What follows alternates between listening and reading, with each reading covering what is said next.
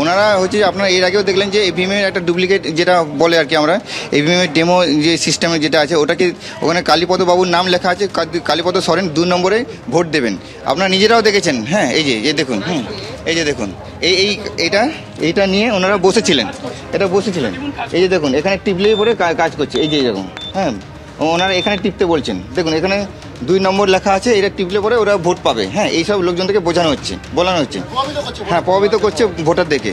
শুধু তাই নয়, এখানে দেখছেন আপনারা, দেখুন রান্না টান্না সব করা হয়েছে, ভোটার যারা ওদের হয়ে ভোট দেবে। হ্যাঁ, তো এইগুলোকে পুলিশ প্রশাসন দেখছে না এগুলো। হ্যাঁ, এবং শুধু তাই নয়, এবং ডিএমকেও আমি 2 ঘন্টা আগে ফোন করেছিলাম, যে উনি কোনো ব্যবস্থা নেন, এগুলোকে উনি দেখতে পাচ্ছেন না, ওনার কাছে কি কোনো খবর নেই? স্থানীয় স্তরে যারা নির্বাচনের আধিকারিক তাদেরকে জানিয়ে কোনো লাভ হচ্ছে না।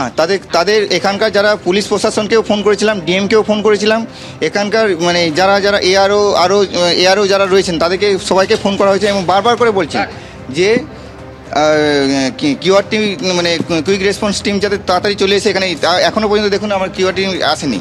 ঠিক আছে, আমি হ্যাঁ আধা ঘন্টা হয়ে গেল, আধা ঘন্টা কি 1 ঘন্টা ধরে করেছি, তাও এই সিচুয়েশন তৈরি। অভিযোগটা করছিলেন যে এখানে স্থানীয় বাসিন্দারা ভোট দিতে পারছে না, তাদের কি ভোটের ব্যবস্থা করতে পারলেন? হ্যাঁ, আমি এসছি এবং এখানে মোটামুটি সাহস জোগানোর চেষ্টা করছি যতটুকু আমার পারি আর কি। কিন্তু হচ্ছে পুলিশ প্রশাসনকে এটা খুবই অ্যাক্টিভ করতে হবে, নাহলে পরে কিন্তু আমরা এখানকার আমাদের যে কোনো মুহূর্তে কিন্তু এখানে ঝামেলা আরও বাড়বে আর কি।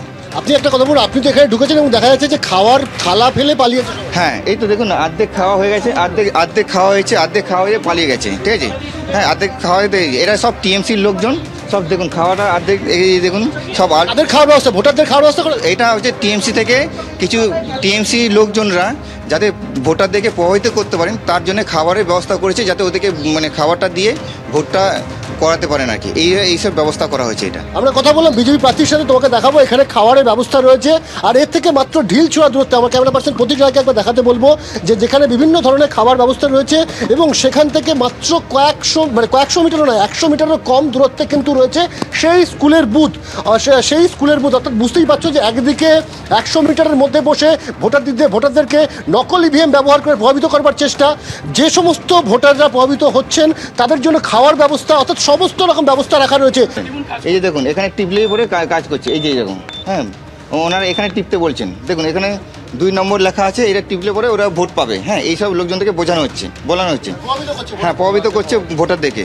আমরা দেখতে পাচ্ছি যে কেন্দ্রীয় বাহিনীর যারা জওয়ান, যারা বুথের দায়িত্বে রয়েছে, তারা কিন্তু এখানে উপস্থিত রয়েছে এবং কিন্তু কিউআরটির যে অভিযোগ তারা করছেন বিজেপি প্রার্থী, সেই অভিযোগের ভিত্তিতে কিন্তু এখনো পর্যন্ত কিউআরটি চোখে পড়েনি।